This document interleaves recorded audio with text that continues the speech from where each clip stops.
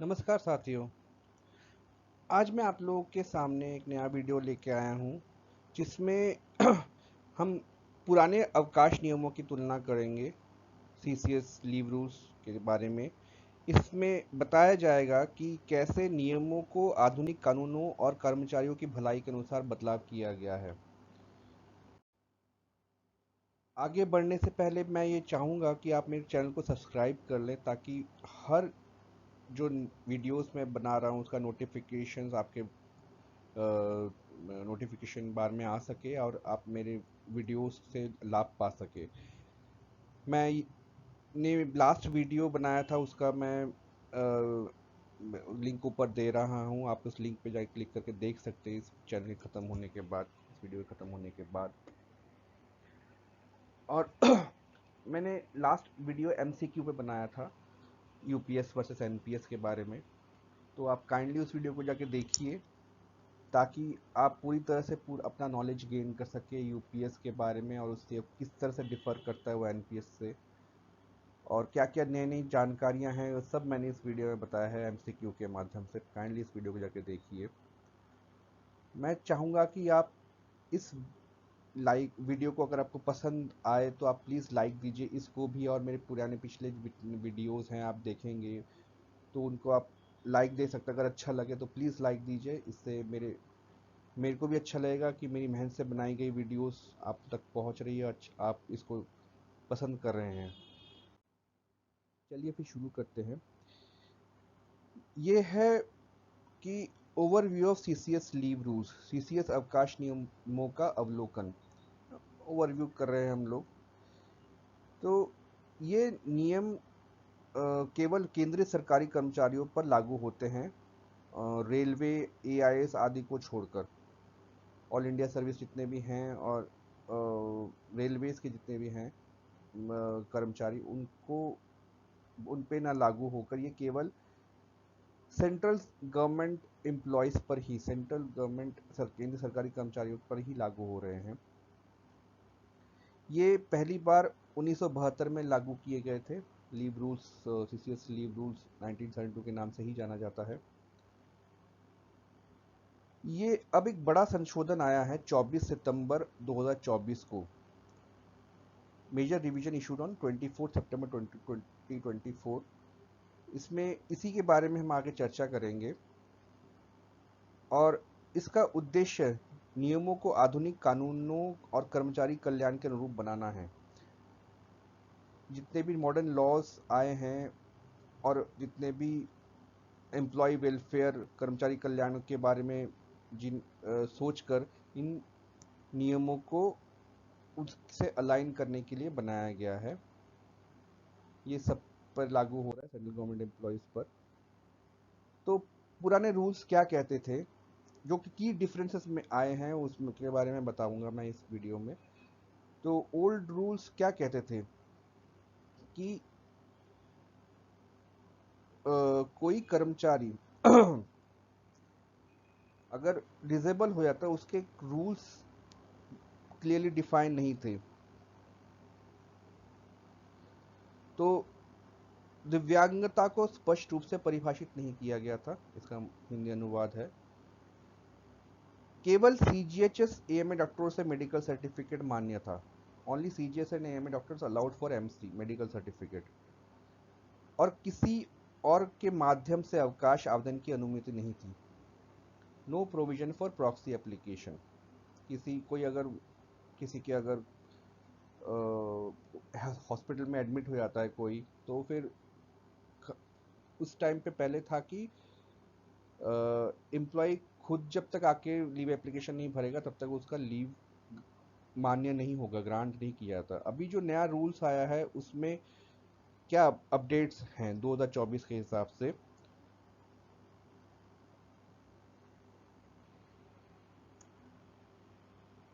जो नए नियम आए हैं उसमें पहला ही है कि ये जो rights of people with disability act 2016 नया बनाया गया है। पिछला ये 1995 का एक्ट है जो कि जिसमें संशोधन किया गया है काफ़ी सारे। Rights of people with disabilities act 2016 उनके अनुसार नियमों को जोड़ा गया है। अब जो MC allowed from private hospital, जो कि सीजीएचएस इम्पैनल्ड हॉस्पिटल है, अब सीजीएचएस द्वारा पैनल में शामिल निजी अस्पतालों में भी मेडिकल सर्टिफिकेट मान्य होगा।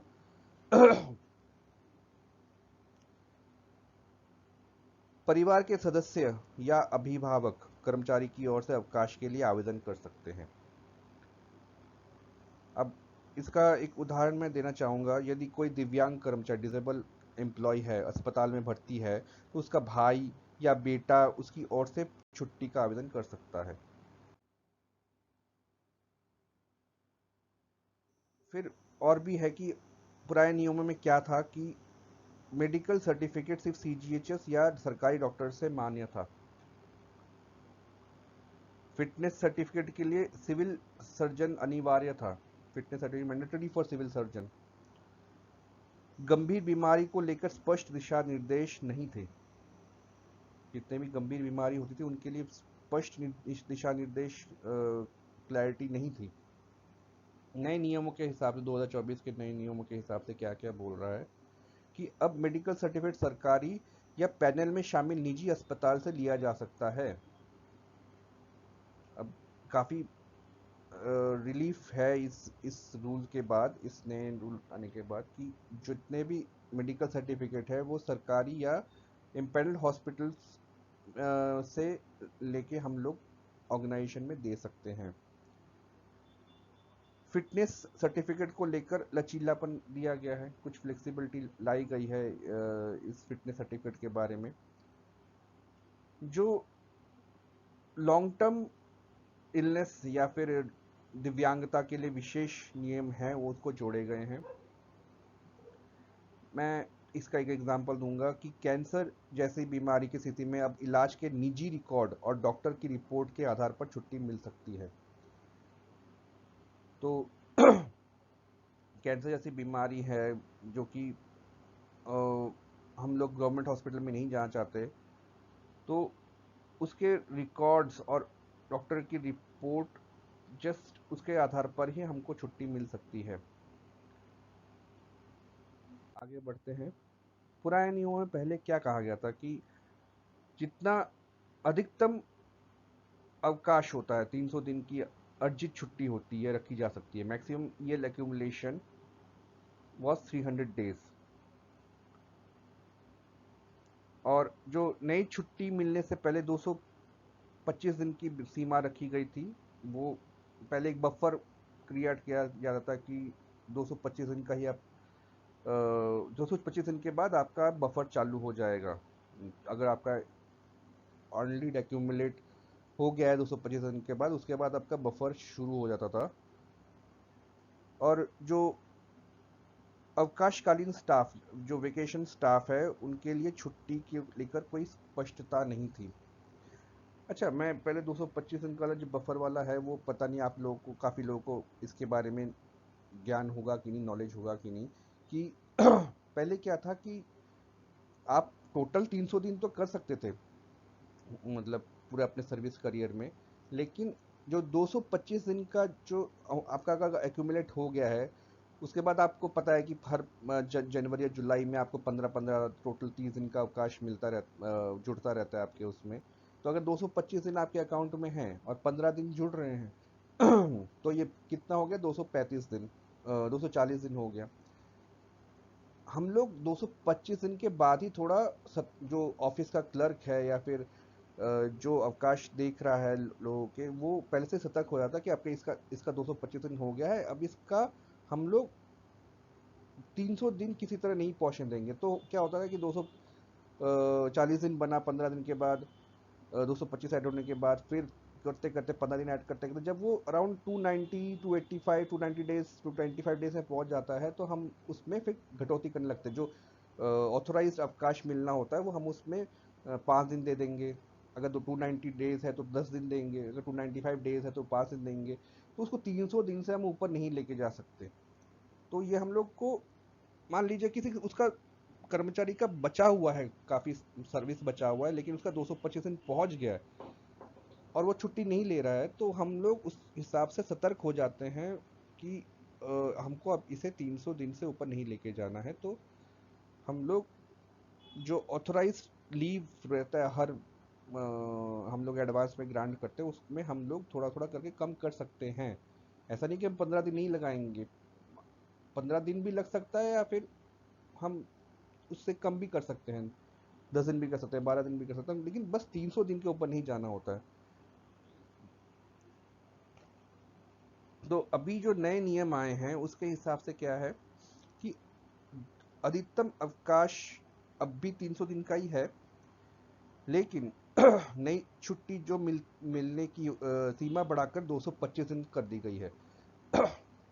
मतलब अब आप 285 डेज तक आपको कोई चिंता करने की ज़रूरत नहीं है, जो भी क्लर्क है उसको भी चिंता करने की ज़रूरत नहीं है।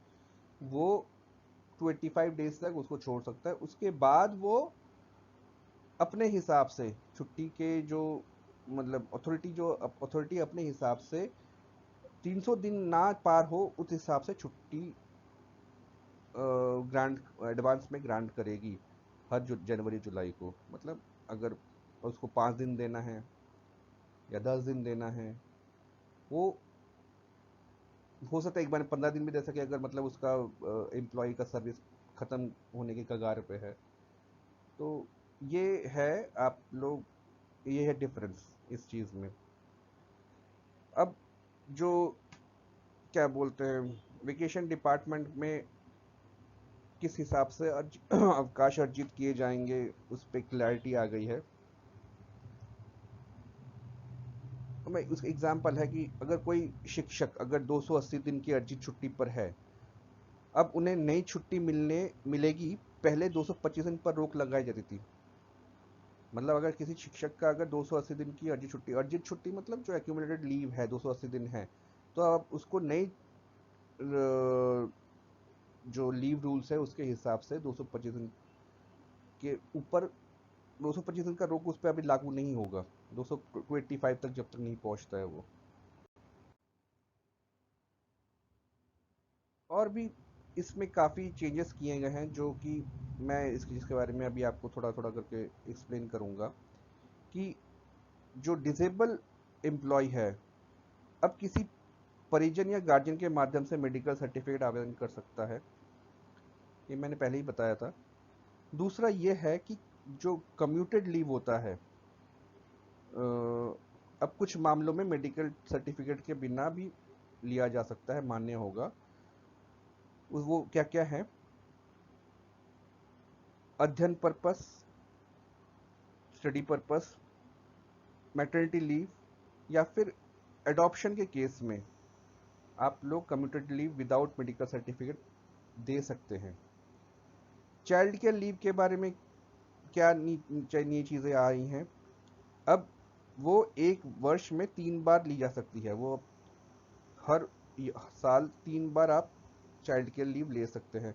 जो भी 745 दिन का leave child care leave authorised है, वो आप एक साल में 3 बार ले सकते हैं।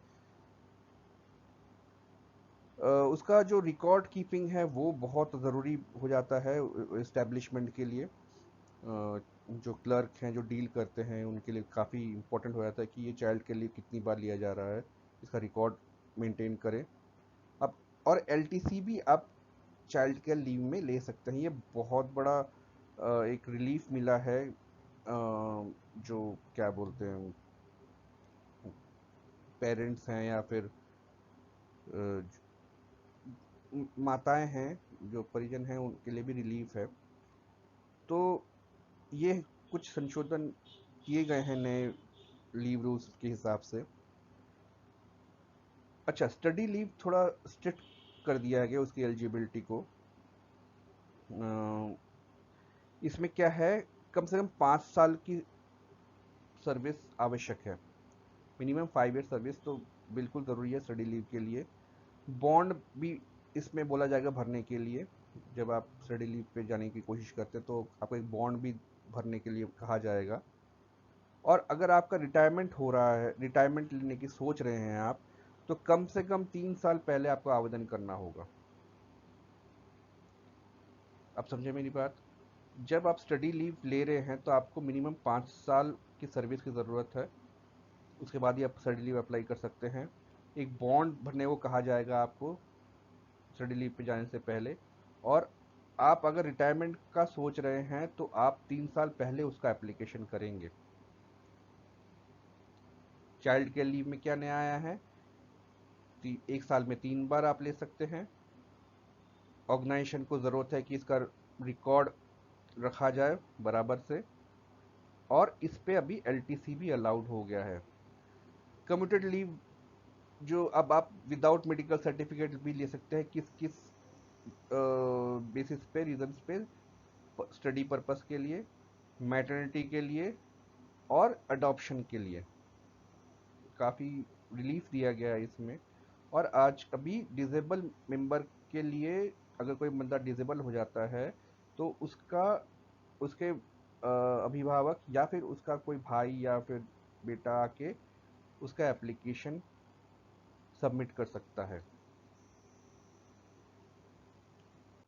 तो साथियों, आप इस वीडियो को प्लीज़ लाइक कीजिए और ज़्यादा से ज़्यादा शेयर कीजिए। मैं तो कहूँगा कि क्योंकि ये काफ़ी नॉलेजेबल चीज़ आई हैं छुट्टी को लेके, और इसके बारे में ज़्यादा बातें भी नहीं हो रही हैं।